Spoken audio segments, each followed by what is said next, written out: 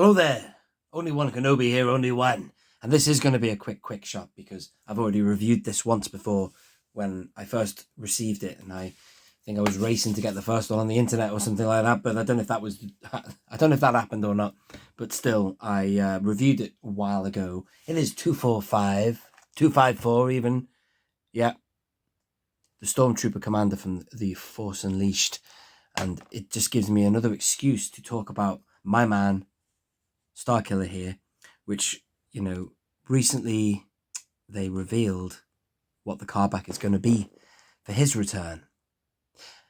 And it was a bit of a shame. I don't know what you think about that, but I found it really a shame that they didn't give him the Force Unleashed card back, because there's only going to be a certain amount of Force Unleashed cards. I mean, that would have been their golden ticket to put Starkiller out on that card, because Starkiller is a hard figure to get.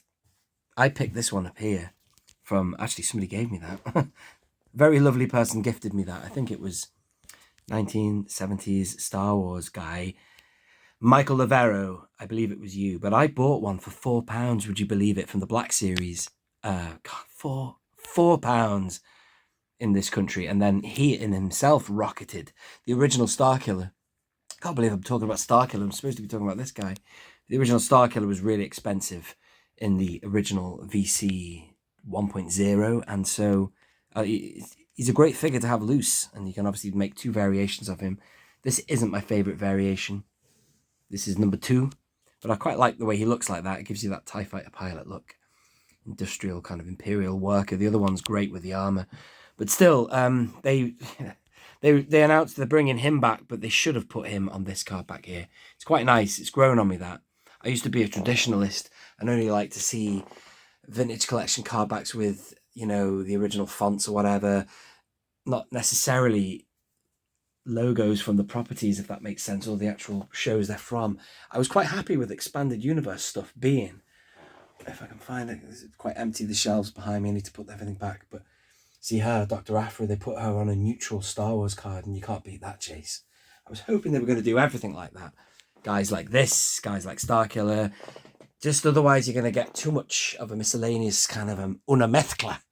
The card backs mix too many things. And the thing about this guy, let's get back on topic. There's only one of him right now on my wall, not in this room, but outside this room, because I'm spilling out of here now. On my wall, I've just got this bloody card on its own. As I do at the minute, Fennec Shand is all on her own. We're hopefully going to get some more Book of Boba Fett cards, but so it's a bit annoying. And that, what else are they going to do on the Force Unleashed? They could have done him, should have done him, but they're not. And then what else have they got? I recently opened Roan Kota, whatever his name is. They could also do Maris Brood, but are they going to do it? We're struggling to get bloody Count Dooku. You know what I mean? And AT-AT drivers and all sorts of other stuff. And dare I say, I'll say again, Luke, Leia, Han, New Hope cards. There's a big queue of stuff we need, and I don't know when and where or what they're going to do for the Force Unleashed, but that's it. Is that a rant? I don't know, but it's over. I don't want to talk about it anymore. It's depressing. But back on topic. This is the Stormtrooper Commander, and great figure. They've used the 140 sculpt. I want to do a separate video and maybe even a poll on what you think about rocker ankles. I don't mind them if they're deep enough, but as you can see, I can understand the benefits. You can get them standing level. That's fine, but I just think they should dig a little deeper if they can find a way of making a deeper peg hole. I'll be happy, because at the end of the day, I know this is spinning right now, but to get these guys to stand, I don't want to be putting foreign objects on my figures, like blue tack, or whatever you Americans call blue tack. I just don't. And I don't want to have them freestanding on a shelf, because if you nudge it, they'll fall. I like using stands myself. And you can get ones that are clear, like this from ProTech. Not that I'm endorsing them, but I only have a couple of them. But I just like stands. I just think they're great, just to really make a solid foundation for your displays. But still, great figure. Back on topic, the figure's great. And one disappointment is this figure did also feature in the recent sales with Star Action figures. But regretfully, I bought a fair few. I was going to army build him. I was going to army build the guy, but I don't think I can. I think there's only one Stormtrooper commander, which sucks, because I would love an army of these guys, just like the 501st. In fact, when I first saw this character, going back to 2015 or whenever it was, I was getting into The Force Unleashed, probably around about the time I was watching cutscenes to get into this guy. I saw these people and I Googled what they were, and the information I wanted to see didn't come up because I was hoping it was going to say something about the 501st, and these were the remnant of that faction. But in fact, if you look into the 501st, aka Vader's Fist, they look just like regular Stormtroopers, like those guys over there. That's what they are. Well, they might have written that into lore after the prequels, but still, they are just made to look generic, like a one huge whole army. Endless. But these guys look great. And what I was going to do was I was going to army build them and have a few of them flanking my favorite figure of all time, concept art Anakin. But I don't think I can do it because it's not right. I don't like doing things that are breaking rules. And I think there should only really be one of this guy. A bit like there's only one clone commander, you know, the guy in the Clone War and the Attack of the Clones who's wearing yellow.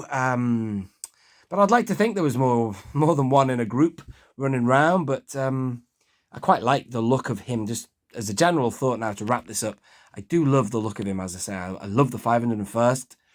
The armor is so like it. I can see a 501st right down there. This room's a mess at the minute. I've got the stuff off the walls.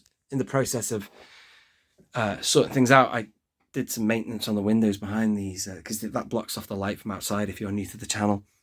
I covered them over with boards, and it does two jobs. Gives me more wall space and also blocks out natural light, because the last place you want natural light is in a room like this with cards in here.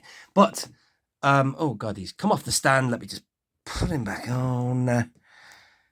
Oh, come on. This is what the problem is with these blowing shallow peg holes, man. It sucks. There he is. Great figure. This has stopped spinning. Let's give it a nudge. There we go. It's battery powered, but that really has stopped spinning. Oh, off we go now. It's battery powered, but it's got solar panels on it. People always ask, oh, where'd you get it from? Standard answer is eBay, ladies and gentlemen. That really has stopped spinning. I put fresh batteries in this about a month ago, and they usually last about a year, maybe longer. God, we've gone all around the houses. Great figure, lovely. And what do you think about the Force Unleashed? Why is that not spinning? That's really annoying me. Come on. What do you think about the Force Unleashed? What else can they do in the vintage collection? I really don't know. And if and when they'll get round to it, they've got tons of stuff they want to do for gaming greats and stuff like that, but I just don't know. Anyway, ladies and gentlemen, thank you for watching. This has been Only One Kenobi, only one.